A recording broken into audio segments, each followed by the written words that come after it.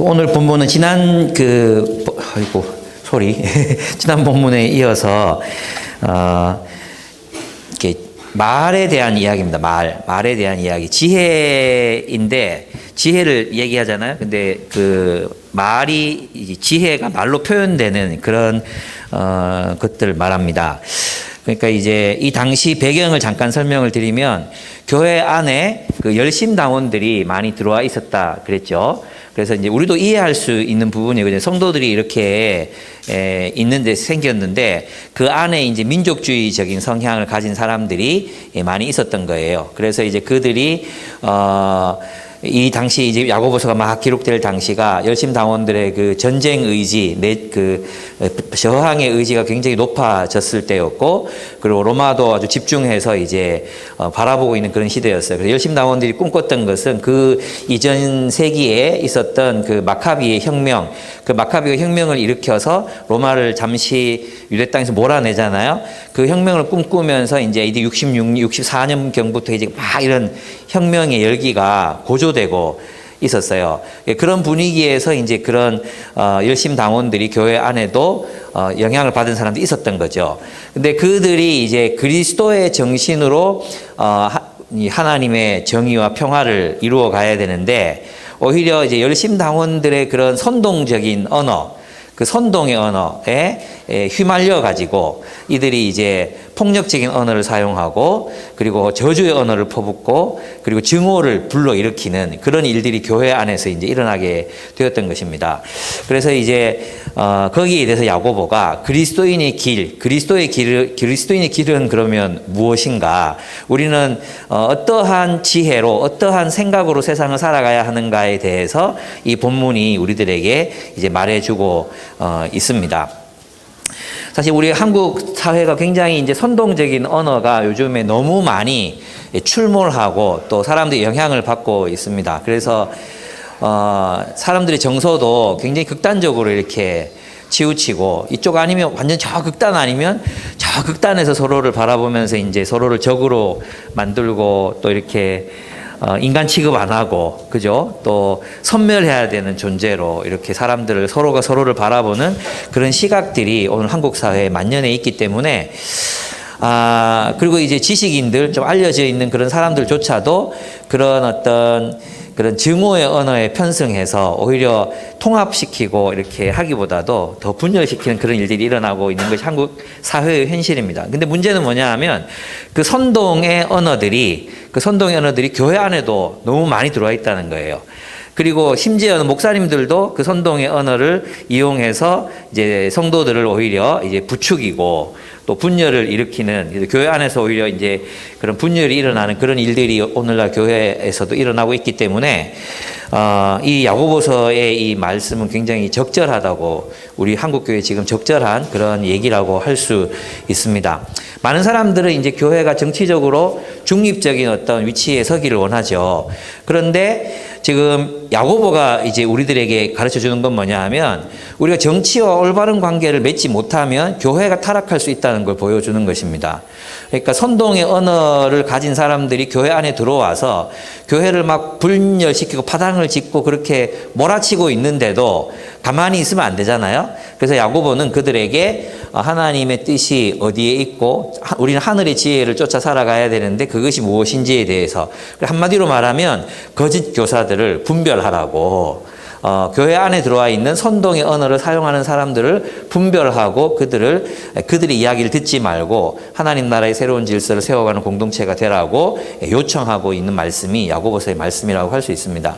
이 이야기를 이제 야고보가 하는 얘기는 교회 안의 가르침을 우리가 이제 분별해야 된다는 것을 말해주는 것입니다. 그냥 무조건 목사의 말이라고 다 100% 들으면 안 돼요. 그죠?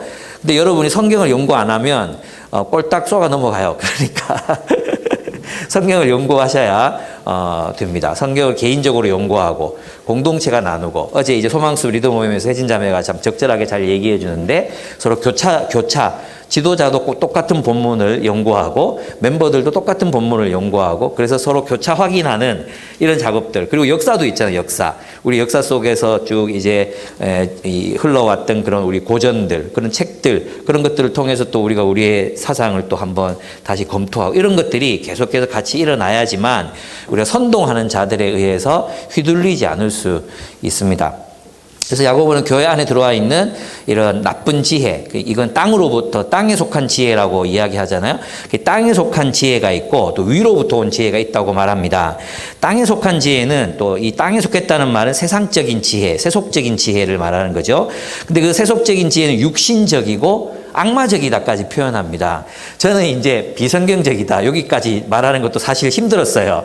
근데 이제 야고보는 더 나아가서 악마적이라고까지 표현하고 있습니다. 그것은 그리스도로부터 출발한 것도 아니라 악마로부터 출발한 것이다. 이렇게 마귀적인 것이라고 그렇게 설명하고 있습니다. 그러면 어떻게 그것을 알아차릴 수? 육신적이란 말은 아시죠? 육신적이란 말은 우리 탐욕으로 형성된 탐욕의 이제 질서로 형성된 세상에서 우리의 어떤 이 가치관이라든지 이런 것들 육신적이라고 이야기하는 것이고 악마적이란 말은 아시죠? 귀신적이다. 하나님 없이 생겨난 그런 지혜를 말합니다.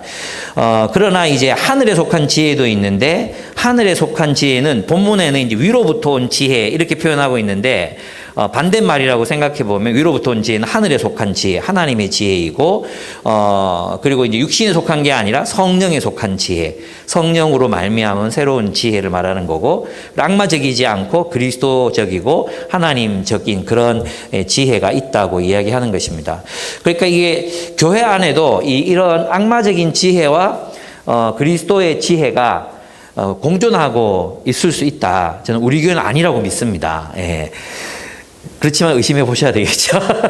제 교회는 아니라고 저는 믿지만 그러나 항상 교회는 그런 선동적이고 악마적인 지혜에 넘어갈 수 있는 위험이 항상 도사리고 있다. 심지어 뭐 예수님의 동생이 가르친 교회였어도 그런 일들이 있었잖아요. 그러니까 항상 이런 어떤 경각심을 가지고 우리가 가르침을 분별할 필요가 있다는 것을 가르칩니다. 그래서 무조건적인 순종을 강조했던 그런 한국 교회의 문화는 이렇게 성경적이지 않다 이렇게 얘기할 수 있습니다. 그래서 하늘에 속했고 성령에 속했고 그리고 그리스도에게 속한 그런 지혜가 있는데 그러면 어떻게 분별해야 되느냐? 야고보는 지금 그걸 분별하라는 기준을 지금 설명하고 있는 거잖아요. 교회 안에 들어와 있는 열심당원들의 교훈과 그 다음에 야고보가 가르치고 있는 그런 성경적인 교훈, 하늘의 교훈을 어떻게 분별할 것인가. 이게 성도들의 책임이라고 우리에게 지금 말하고 있는 것입니다. 그러면 그 기준이 뭔가? 이제 세 가지 기준을 야고보는 얘기합니다. 첫째는 뭐냐 하면 하늘에 속한 지혜는 온유함으로부터 선한 행동으로 열매를 맺습니다. 그러니까 무엇을 통해서 우리는 하늘로부터 온 지혜를 분별합니까? 그들이 맺는 열매를 통해서, 삶을 통해서 분별할 수 있습니다. 그럼 여기서 이제 선한 행동은 무엇이겠습니까? 이 선한 행동은 그 위에서 설명했던, 이거 활용이 자꾸 생기는데 조금 고음을 좀 줄여주시면 좋겠어요. 위에서 설명했던 환난 가운데 있는 뭐였어요? 고아와 과부를 돌아보는 것. 그게 뭐라 그랬었죠? 그게 여기서 말하는 착한 행동이다. 이렇게 얘기할 수 있습니다. 본문에 보시면 13절에 보면 여러분 가운데 지혜 있고 이해력이 있는 사람이 누구입니까? 그러한 사람은 착한 행동을 하여 그의 행실을 나타내 보이십시오. 라고 말했어요. 그죠?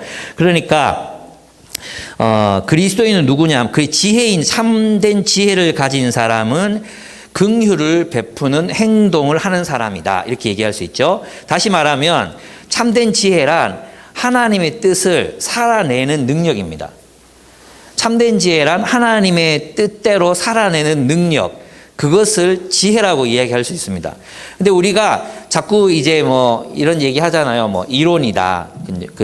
말씀대로 살기가 참 힘들다. 어렵다. 이런 얘기 많이 하잖아요. 결국 뭐가 없는 거예요? 지혜가 없는 거예요, 지혜가. 지혜라는 것이 삶을 살아가는 기술이라면, 삶을 살아내는 기술이라면 참된 지혜는 하나님의 말씀대로 살아내는 기술, 능력이다. 이렇게 이야기할 수 있습니다. 진리를 적용하는 능력이에요. 그죠? 근데 그 진리를 적용할 때 참으로 지혜로운 사람들은 뭐냐 하면 이 땅의 현실 속으로, 이 땅의 현실 속에서 하늘의 질서를 창조해내는 사람이라고 할 수 있어요. 자기의 삶으로 긍휼의 행동이 나타나는 거죠. 그죠? 그게 바로 지혜라는 것입니다. 그래서 지혜는 정의를 주장하는 데서 나오는 게 아닙니다.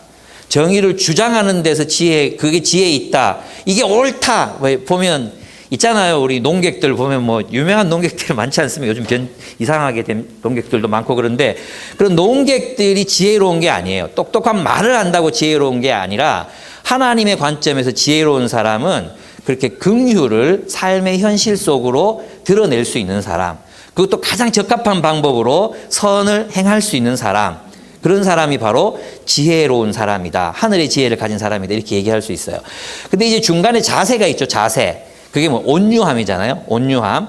이 온유함이 무엇과 대비되는 태도냐 하면 지독한 시기심과 경쟁심. 14절에 보면 지독한 시기심과 경쟁심이라는 말이 나옵니다. 이것과 대비되는 거예요. 그죠? 그래서 온유함은 우리는 그냥 따뜻한 말, 따뜻한 사람, 따뜻하고 부드러운 사람, 이게 온유, 한문으로는 그렇게 풀리잖아요. 근데 이 말은 뭐냐 하면 겸손함을 말해요. 원래는 겸손함.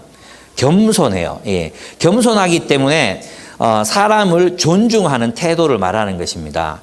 근데 여기 이제 반대자들, 선동하는 사람들의 말은 이 사람들의 특징은 뭐예요? 시기심과 경쟁심이라 그랬잖아요. 근데 이 시기심은 이게 이제 번역의 이제 한계예요. 번역의 한계. 시기심이라고밖에 번역을 할 수가 없는데 우리는 보통 시기심 뭐예요? 예쁜 사람 보면 이제 괜히 나도 저렇게 예뻤으면 좋겠다 이런 생각이 들고 또 이제 내가 몰고 다니고 레니게이드를 누가 몰고 다니면 그 레니게이드 아십니까? 그 집자 정말 멋지잖아요. 그리고 누가 몰고 다니면 나도 저거 타고 싶다. 쟤는 도대체 전생에 뭘 이 농담입니다. 뭘 저렇게 잘해가지고 저렇게 젊은 나이에 저런 몰고 다니 이런 생각이 들잖아요. 그런 걸 시기심이라고 생각하는데 원래 시기심은 그건데 이 본문에서 말하는 시기심은 그게 아니에요. 본문에서 말하는 시기심은 뭐냐 하면 광신이에요. 광신, 맹신. 그러니까 자기가 옳다고 믿는 걸 열정적으로 주장하는 걸 말해요. 이것밖에 없다 이렇게 생각하는 거죠. 이것밖에 없다. 근데 전도서에서 지혜를 받잖아요. 전도서에서 말하는 지혜는 어떤 거였어요? 전도서가 말하는 지혜는 내가 믿고 있는 것이 정말 그러한지 의심해보는 태도가 지혜라고 그랬잖아요. 그죠? 근데 이 사람들은, 이 열심 나오는들은 우리가 옳다는 거예요. 그리고 우리를 반대하는 사람들은 전부 적이죠. 그죠? 그리고 우리 편에 이 파당을 짓는 거잖아요. 우리 편에 들지 않으면 다 틀렸다. 너희는 다 틀렸다. 그리고 너희는 섬멸되어야 될 적이다라고 보는 것이 이 지독한 시기심이에요. 지독한 시기심. 이게 이제 맹신과 광신에서 나오는 그런 특별한 열정을 말하는 것입니다. 그래서 열정적인 사람들 있죠. 선한 열정을 내야 되는데 이렇게 이제 어떤 뭐라 그럴까요? 이런 이제 자기 중심적이고 아집과 같은 그런 열정을 표현하는 사람들을 특별히 막 이렇게 독한 가시 같은 말을 내뿜는 사람들 있잖아요. 그런 사람들을 말해요. 이런 태도를 가졌으니까 뒤에 나오는 게 뭐냐면 경쟁심이잖아요. 경쟁심은 격렬한 다툼을 말하는 것입니다. 격렬한 다툼. 그 격렬한 다툼에서 뭐가 생겨요? 파당이 생겨나는 거예요. 파당. 그래서 이제 파당을 짓는 마음을 이제 경쟁심이라고 이제 썼습니다. 그래서 이것에 반대되는 말이 온유함입니다. 이 온유함, 겸손함입니다. 그것은 인간을 존중하는 태도죠. 근데 시기심과 경쟁심은 뭐예요? 인간을 지배하려는 태도예요. 온유함은 사람을 높이고 사람을 존중하고 사람을 섬기려는 태도인데 시기심과 경쟁심은 뭐예요? 지배하려는 태도, 이용하고 지배하고 장악하려고 하는 태도를 이제 시기심과 경쟁심이라고 이렇게 불렀어요. 그러니까 이제 참된 하나님의 지혜를 가진 사람들은 겸손하게 하나님이 그에게 주신 재능, 재물, 지식 이것으로 어떻게 세상의 약자들을 도울 것인가에 유능한 사람이에요. 예. 어떻게 하나님이 자기에게 주신 재능과 시간과 지식과 재물 이런 것들로 어떻게 저 세상의 약자들, 상처받은 사람들, 그리고 세상의 이런 악한 구조 때문에 희생양이 된 사람들, 그런 사람 어떻게 도울 것인가? 그걸 그냥 동정심에서 그치는 게 아니라 또 막 부르짖고 사회구조가 바뀌어서 이게 부르짖고 끝나는 게 아니라 실제적으로 그들을 돕는 방법을 찾고 돕는 사람들, 그런 사람들은 그 도울 줄 아는 사람들, 그들이 바로 하늘로부터 온 지혜를 가진 사람이다, 이렇게 얘기하는 것입니다. 그런데 나쁜 지혜는 어떠냐 하면, 뭘 아느냐 하면 권력을 질 줄 알아요. 그래서 항상 이제 그런 사람들이 이기는 거예요. 미국에서 트럼프가, 지금은 졌지만 그때 트럼프가 이겼던 이유가 그 파당심이었거든요. 파당심. 그죠? 예, 그렇게 이제 파당을 모으고 자기들의 권력을 이제 가질 수 있는 그런 능력이 있는 거죠. 그게 이제 세상으로부터 온 지혜, 세상적 지혜라고 하는 것입니다. 자기 편을 만들고, 그래서 그 편으로 자신의 권력을 가지는 그런 말을 말하는 것입니다. 그래서 경쟁심이라는 원래 단어는 아리스토텔레스의 말에 뭐 이렇게 단 한 번 쓰였던 단어래요. 그게 뭐 에리테이아라는 단어인데 원래 야심이라는 말이에요. 야심이라는 말이고, 아리스토텔레스 이렇게 번역했어요. 변칙을 이용하여 정치적 지위를 얻으려는 사리 추구, 이걸 이제 경쟁심, 격렬한 다툼, 이걸 경쟁심을 그렇게 번역했거든요.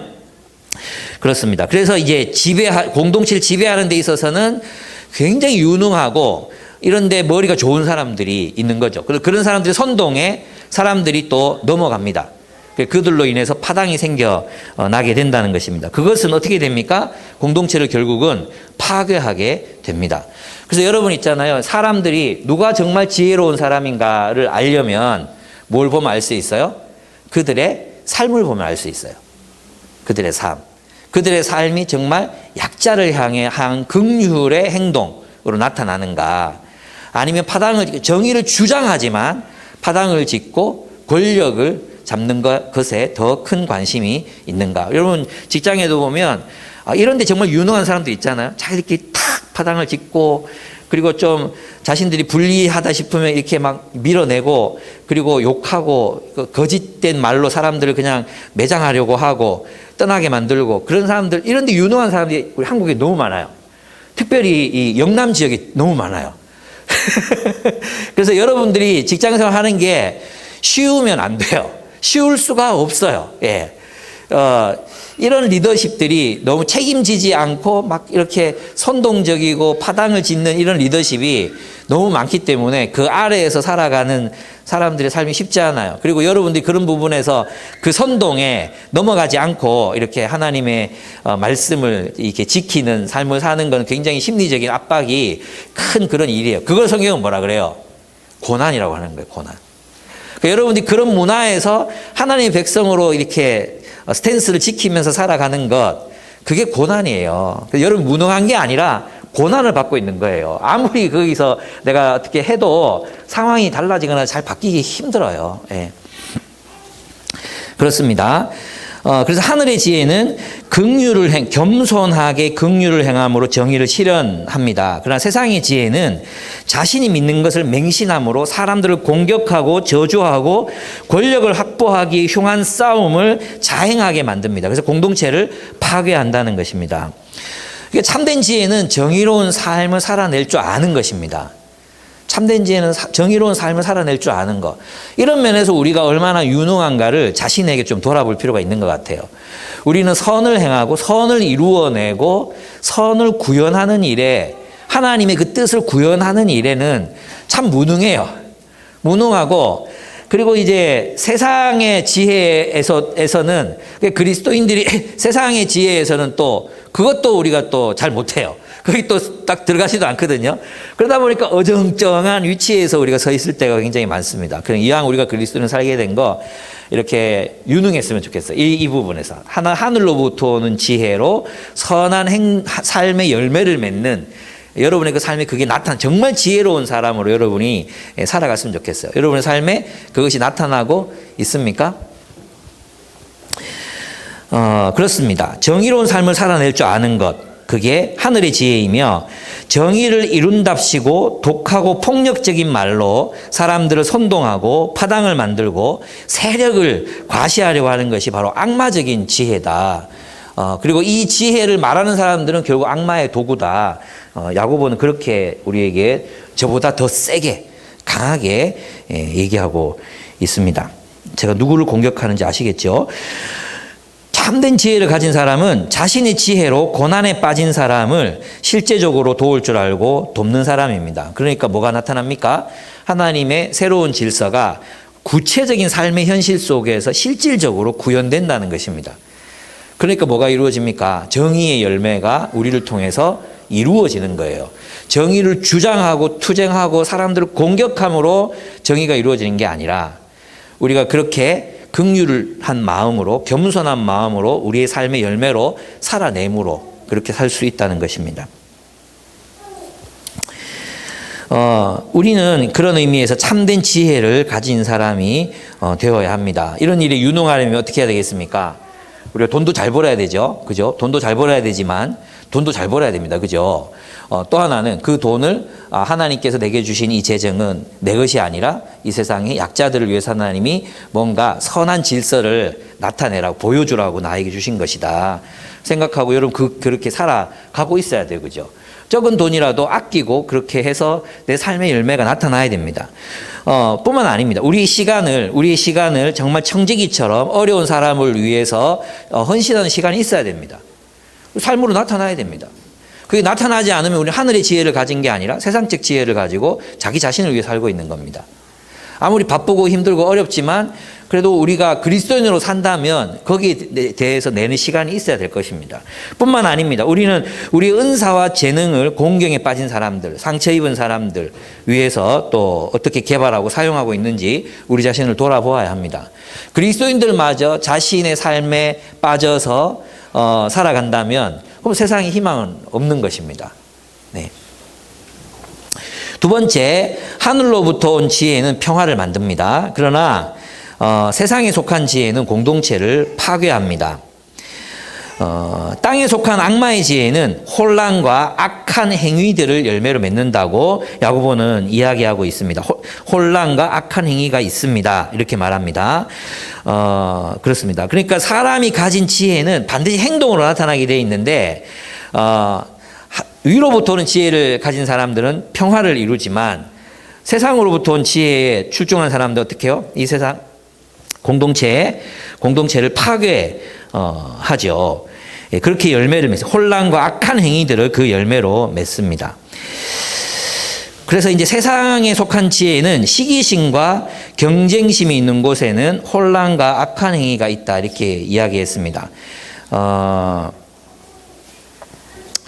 네, 맹신, 광신적인 열정과 그리고 이제 이기려는 마음, 지배하려는 마음이 있는 곳에는 혼란과 악한 행위가 있습니다. 이 사람들 우리가 잘 분별해야 합니다. 그래서 공동체의 문화를 우리 교회는 이런 공동체의 문화를 잘 지켜나가야 할 의무가 우리에게 있어요.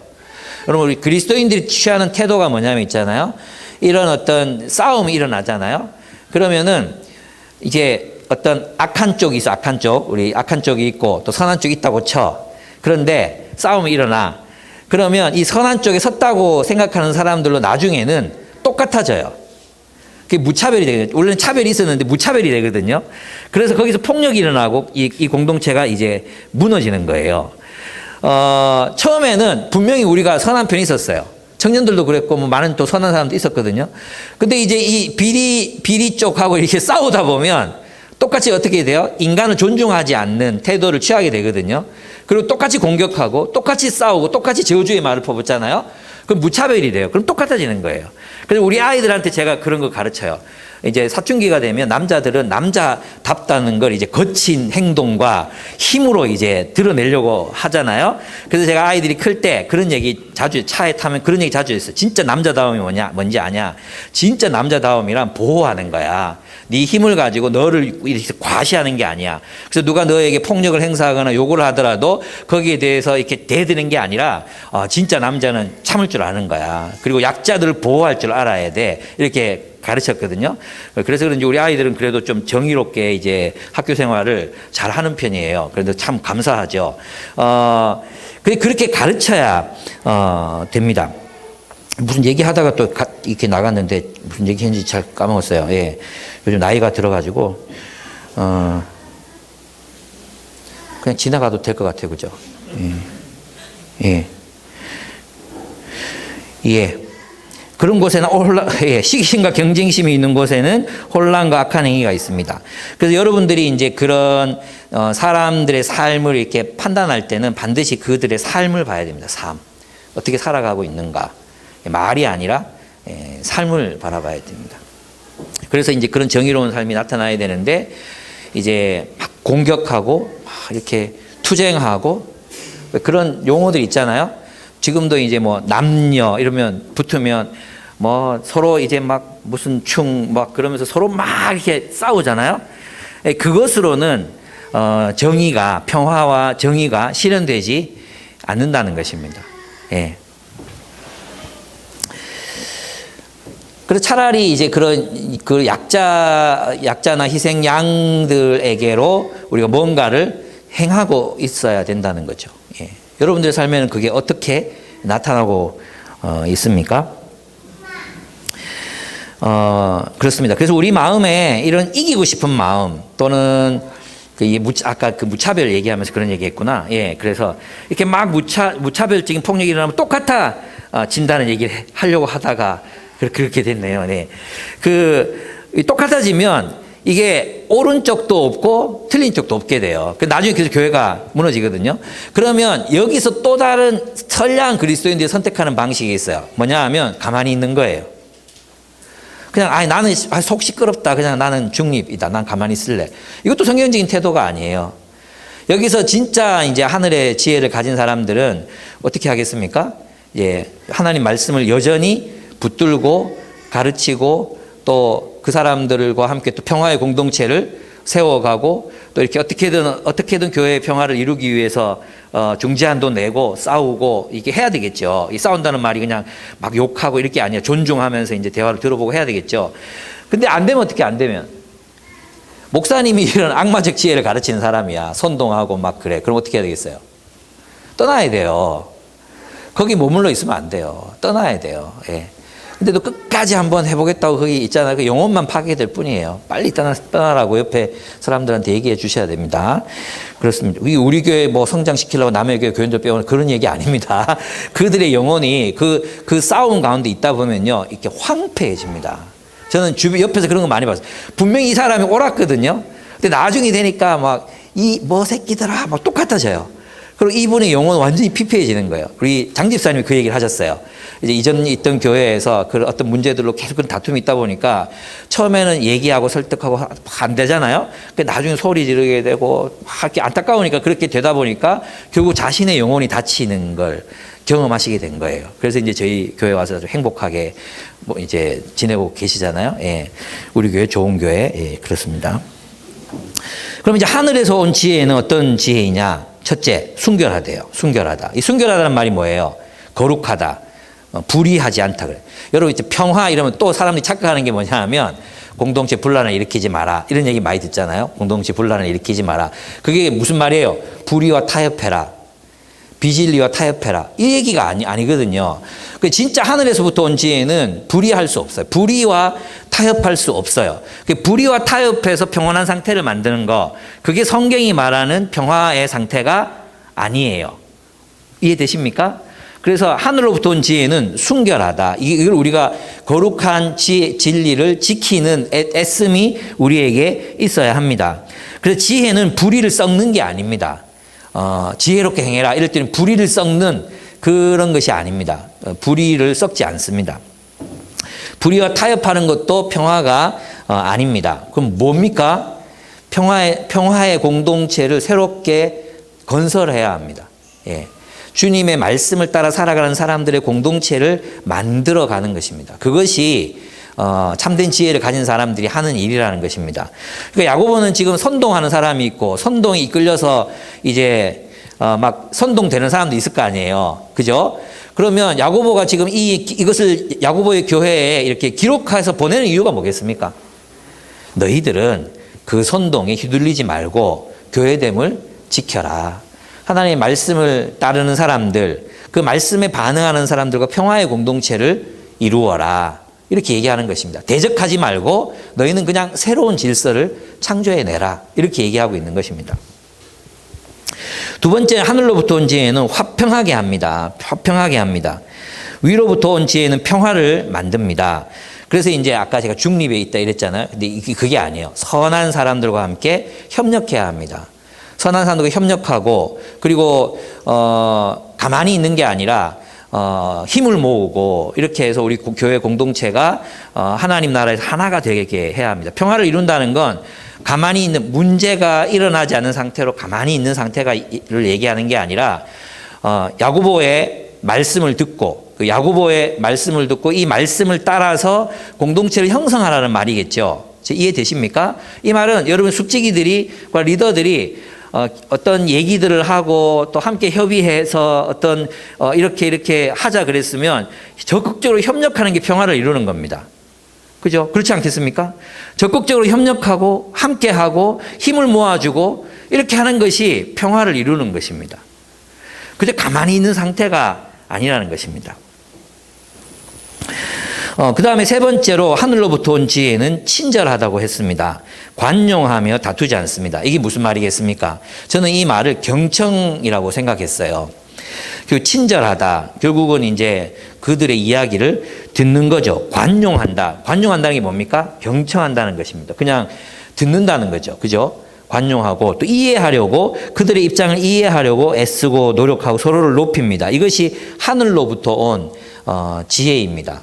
그러니까 하늘로부터 온 지혜는 태도를 통해서 이렇게 판명이 됩니다. 네 번째는 온순합니다. 이 온순하다는 말은 그냥 뭐 시키면 시키는 대로 한다 이런 뜻이 아니라 진리에 대한 태도를 말해요. 진리에 대한 태도.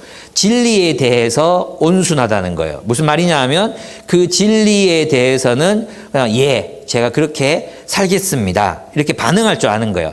비진리에 대해서는 노라고 말할 줄 알고 진리에 대해서는 온순하게 반응하는 거예요.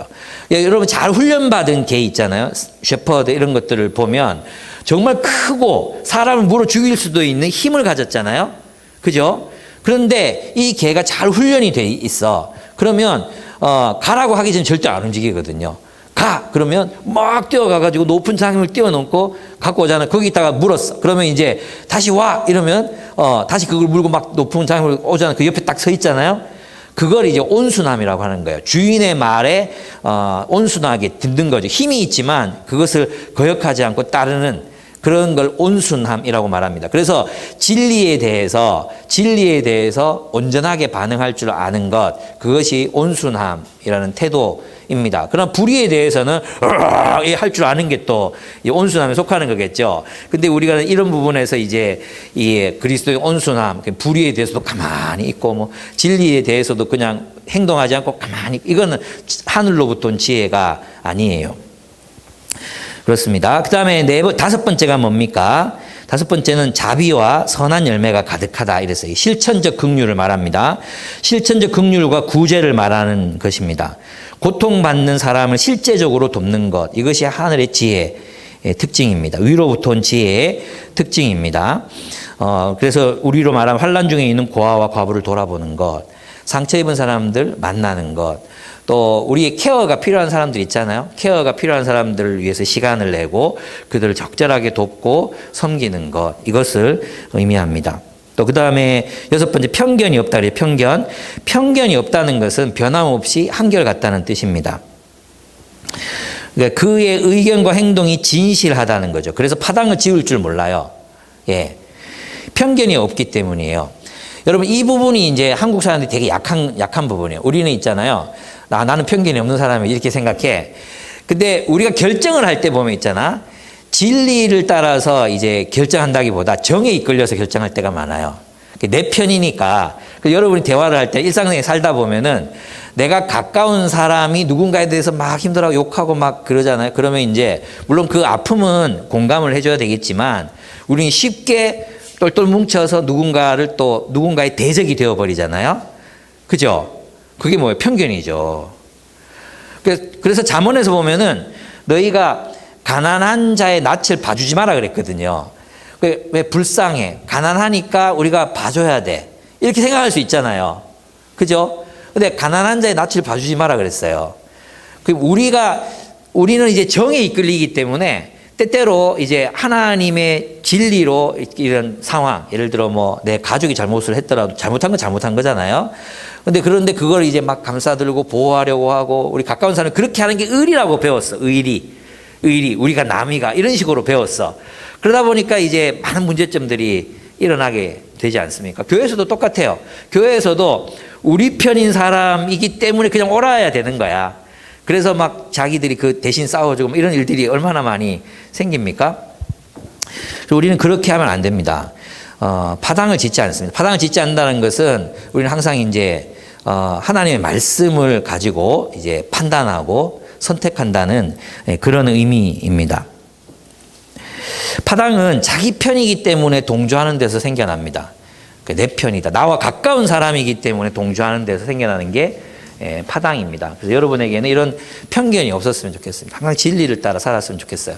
제가 이제 이번에 서울에 가서 만났던 분이 이제 어떤 아주 유명한 큰 은행에 되게 높은 자리에 계셨던 분인데, 그 이제 정부 이제 그 무슨 정책 그 금융기관이거든요. 그러다 보니까 이제 누가 정권을 잡느냐에 따라서 한쪽이 쫙 잘리는 거예요. 그래서 약삭 빠른 사람들이 이제 줄을 타는 거예요. 줄을. 그죠? 그런 사람, 그런데 빠른 사람도 있죠. 줄을 타는 거. 이쪽에 탁 권력이 기우는 쪽으로 탁 붙는 거예요. 붙어서 이제 이렇게 몇 년 지나다 보면 정권이 바뀌잖아. 그럼 다 잘려나가는 거예요.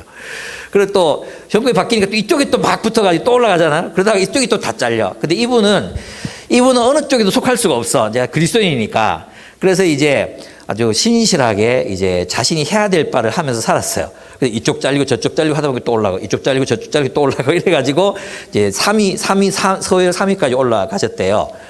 그러면서도 이제 그 하나님 말씀 사람들에게 가르치고 설교하고 이런 위치에 있었던 분을 만났어요. 되게 막 겸손하신 거예요. 이렇게 물어보고 이 책 읽어보셨습니까? 저는 이 책에서 이런 내용이 좋았습니다. 이렇게 얘기 나누고 진짜 웬만한 목사님들이 읽은 책들보다도 더 많이 읽으셨더라고요. 그분이 이제 뭐 바울과 선물이라는 책을 요약을 했는데 읽기는 어렵고 요약을 했는데 참 좋았습니다. 목사님 어떻게 생각하십니까? 저는 그 책을 읽어봤는데 저도 좋았습니다. 되게 반가워하시더라고요. 이 책을 다 읽은 목사가 별로 없거든요. 예, 그래서 되게 마음 기분이 좋았어요. 예, 그분 보면서 느낀 게 그거였어요. 이게 우리는 이제 막 세상적인 관점에서 막 이렇게 줄을 잘 서고 또 이 권력의 기울기를 잘 타야 마치 막 성공하고 그렇게 생각하잖아요. 근데 그런 거 아닌 것 같아요. 예, 그거랑 상관없는 것 같아요. 그냥 우리는 하나님의 뜻을 행하고 있으면 돼요. 그게 편견이 없는 상태예요. 하나님의 뜻을 행하는 거예요. 그러면 하나님의 뜻을 행하면 친구가 잘못했으면 친구가 잘못을 했어도 잘못은 잘못이잖아요. 안 그렇습니까? 예. 뭐 남자라고 같은 편인데 여자라고 같은 편인데 이러면 안 되잖아요. 결혼하잖아요. 지금은 결혼하면 이제 자매들끼리 뭐 형제들끼리 모이면 이제 주로 그렇게 되거든요. 잘못했네, 가가 잘못했네, 이러면서 이제 남편끼리 여자들끼리 이렇게 쫙 편이 갈리잖아요.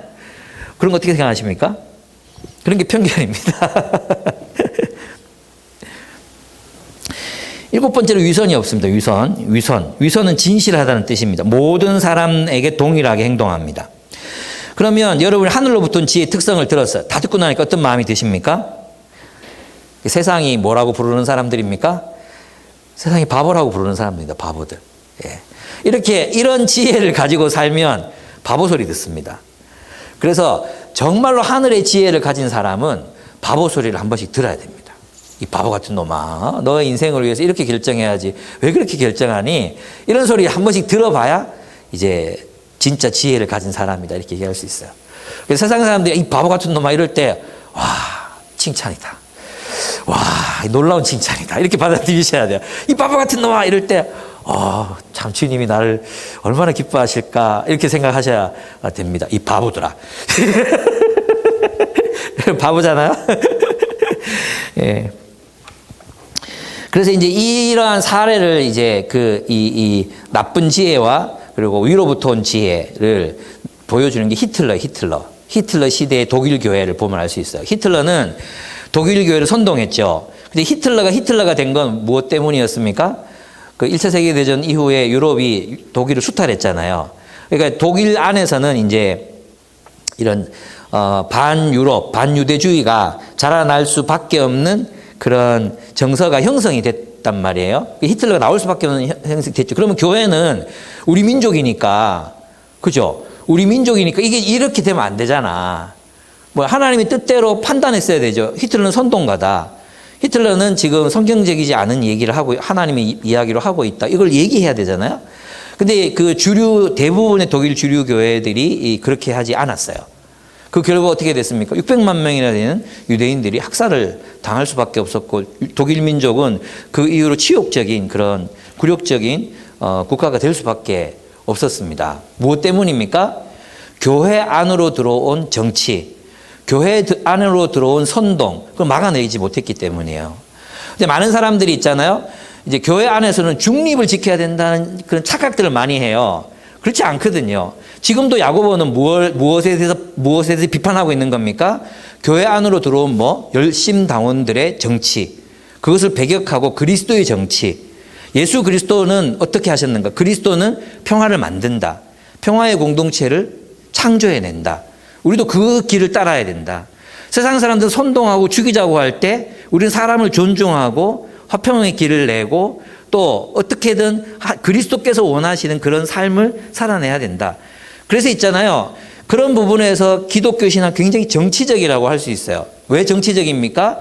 그리스도의 통치를 따르기 때문이에요.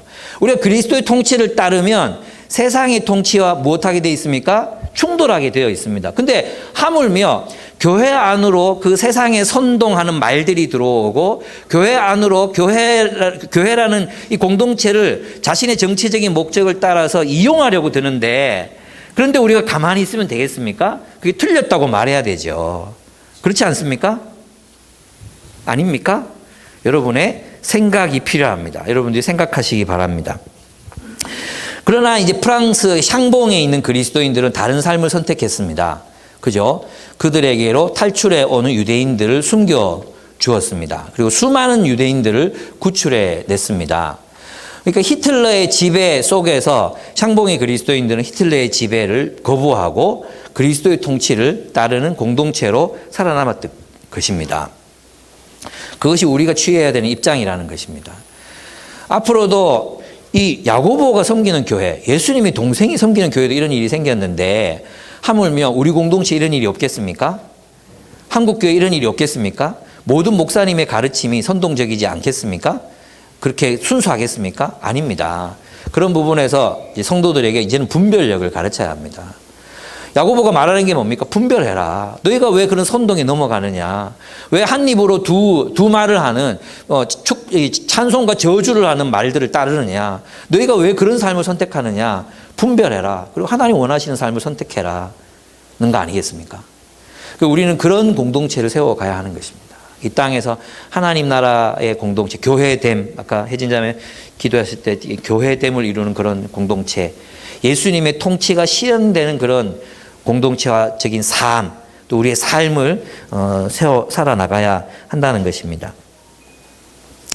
그렇습니다. 히틀러의 광신과 격렬한 다툼에 선동당한 독일의 주류 교회들 유대인 학살했지만 샹봉의 그리스도인들은 유대인들을 구출해 내었습니다. 그것이 바로 평화를 위해 씨를 뿌리는 삶입니다. 그래서 세 번째, 하늘로부터 온 지혜는 평화를 심어서 정의의 열매를 거둡니다. 폭력을 심는 게 아니에요. 평화를 심어서 정의의 열매를 거두지만 세상에 속한 지혜는 폭력을 심어서 무엇을 이룹니까? 결국은 공동체를 파괴합니다. 혼란과 많은 악들을 행하게 한다는 것입니다. 그래서 그리스도인들은 민족주의자가 될 수 없습니다. 그리스도인들은 국가주의자도 될 수 없습니다. 그리스도인들은 특정한 이념을 신봉하는 사람도 될 수 없습니다. 왜냐하면 우리는 그리스도를 우리의 왕으로 따르는 사람들이기 때문입니다. 그래서 우리는 악한 말들로부터 우리 공동체를 보호해야 합니다. 악한 말들. 그래서 여러분의 공동체, 여러분 숲에서 자주 여러분이 나누는 말을 한번 분석해 볼 필요가 있어요. 예. 진짜 선한 지혜, 위로부터 오는 지혜로 우리가 말을 하고 있는지, 세상으로부터 영향받은 말들을 하고 있는지, 또 어릴 때부터 들어왔던 그런 어떤 자조적이고 또 아주 이렇게 자기 연민적이고 자기 중심적인 이야기들로 우리 공동체 이야기가 가득 차 가고 있지는 않은지 분별하지 않으면 우리는 나눔이라는 미명 아래 또 뭐 우리의 상처를 나눈다는 미명 아래 우리 안에 있는 악을 노출시키고 그 악에 공감할 수도 있게 됩니다. 제 말 이해하셨습니까? 그래서 우리 공동체는 어떤 말의 지배를 받는 공동체인가 이것을 우리가 분별해야 합니다. 많은 교회들이 선동의 언어의 지배를 받습니다. 우리 그거 반대해야 합니다. 반면에 우리들 안에도 세상의 언어들, 귀신의 언어들 이런 언어들이 우리 공동체를 실제적으로 지배하고 있을 수 있습니다. 말씀을 듣고 말씀 나눔을 할 때만 잠시 우리가 말씀을 중심으로 나누지만 정말 우리가 진짜 마음에 있는 얘기들을 나눌 때는 말씀이 반영되지 않을 수 있습니다. 진리가 반영되지 않은 말, 내가 내 안에서부터 이제 그냥 나의 죄악된 욕망들이 올라오는 그런 말들이 우리 공동체를 지배할 수 있습니다. 그래서 이제 아무나 선생이 되지 말라 했던 것입니다. 예, 주의해야 되겠죠. 그렇습니다. 그래서 우리 그리스도인은 누구냐? 그리스도인은 누구냐 하면 평화의 씨앗을 심는 사람들, 평화의 씨앗을 심어서 정의의 열매를 맺는 사람들이 바로 그리스도인입니다. 이것이 우리가 하나님이 우리를 부르신 목적입니다. 하나님 우리를 부르신 목적. 예. 예수님이 그 길을 걸어가셨습니다. 평화를 심고 정의의 열매를 맺으셨잖아요. 그리고 세상에서는 고난을 당하셨습니다. 이것이 우리가 따라가야 하는 길입니다. 예. 우리는 평화를 심는 씨앗들이 되어야 합니다. 상처받은 사람 찾아가서 실제적으로 그의 마음을 위로해야 되고요. 환난 가운데 있는 사람들에게 우리의 필요한 것들을 나누어 주어야 합니다. 여전히 갈등하고 있는 사람들에게 찾아가서 그들의 마음을 누그러뜨릴 수 있도록 우리가 또 화해할 수 있도록 길을 만들어 가셔야 합니다. 누군가가 불의를 저질러서 계속 어떤 사람이 상처를 받고 있거나 또는 손해를 입고 있거나 빼앗기고 있거나 착취를 당할 수도 있잖아요. 그럴 때 우리는 또 지혜롭게 그 평화를 만들 수 있는 길들을 모색해야 됩니다.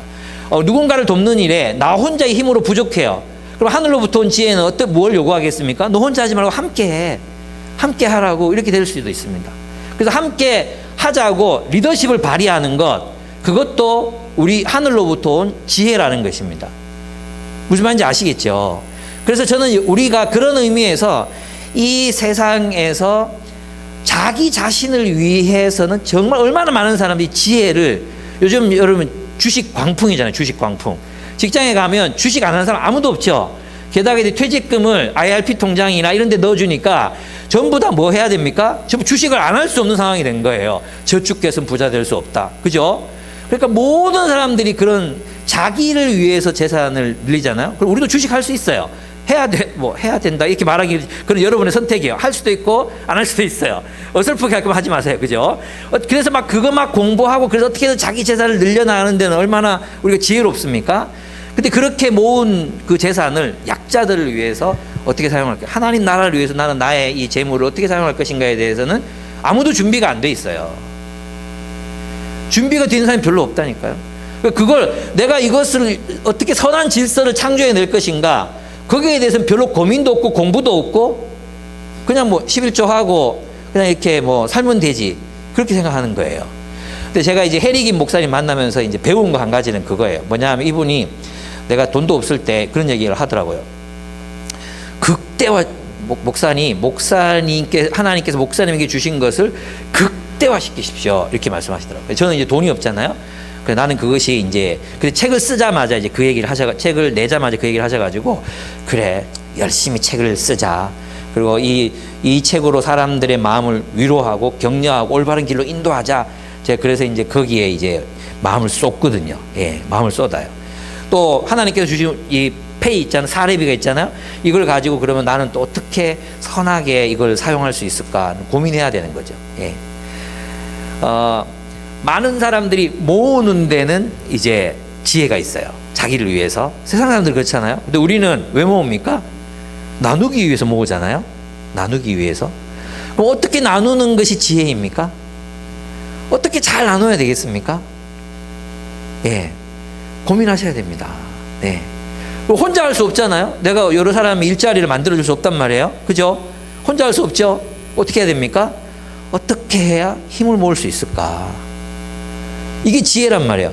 우리 숲 공동체가 너무 이렇게 그래. 뭐 이렇게 이게 성경적으로 이게 맞나 이런 생각이 들어. 그러면 어떻게 해야 됩니까? 예, 그 길을 아는 거, 하나님이 원하시는 공동체로 세워가는 길을 찾는 거, 그게 뭐야? 위로부터 온 지혜라는 것입니다. 사람들이 지금 자꾸 신앙이 약해지고 있어. 믿음의 길을 걷지 않아. 그리고 자꾸만 뭔가 자꾸 세상의 길을 걷는 것 같아. 그러면 우리가 우리가 어떤 대안들을 내야 되잖아요. 그죠?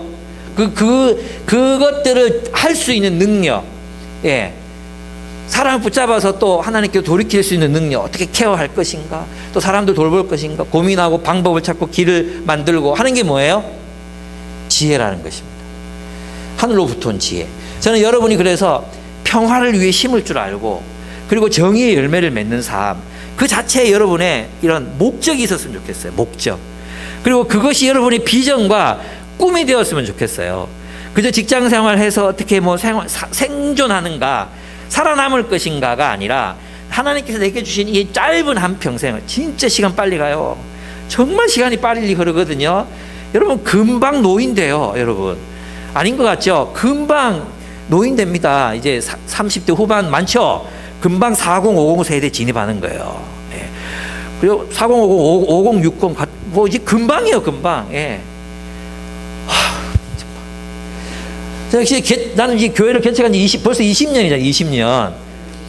저 20년이 이렇게 빨리 지나갈 줄 몰랐어요. 아니, 열심히 살았거든요. 열심히 살고 이렇게 했는데 20년이 후딱 지나갔어요. 와, 시간 빨리 지나갑니다. 그러니까 여러분, 저처럼 이렇게 살아도 후회가 남을 것 같은데, 그렇게 안 사는 여러분들 얼마나 많은 후회가 남겠습니까? 여러분 지금 경각심을 가지셔야 됩니다.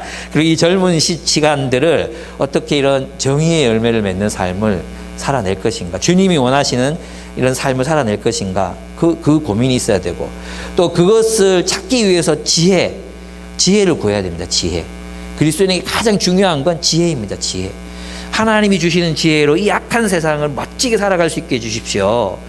이 세상의 지혜, 이 만만치 않은 세상의 지혜잖아요. 땅에 속한 지혜. 악마가 직접 지혜를 준다고 생각해봐요. 그런 지혜가 가득한 세상 속에서 우리가 그들에게 지지 않아야 돼요. 그들은 항상 파당을 만들거든요. 항상 집단으로 우리들에게 다가온단 말이에요. 근데 그 집단과의 싸움에서 내가 어떻게 하나님의 뜻을 붙들고 이겨내며 돌파하며 살 것인가 고민해야 되는 거죠. 그 개인이 안 된다면 그러면 우리가 힘을 모아서 어떻게 그런 대안적인 질서를 세워갈 수 있을 것인가. 그게 지혜잖아요. 그런 어떤 새로운 질서들이 우리가 안에서 창조되고 나타나야 되는데 우리는 그냥 가던 길을 그냥 계속 걷고 있다는 것입니다.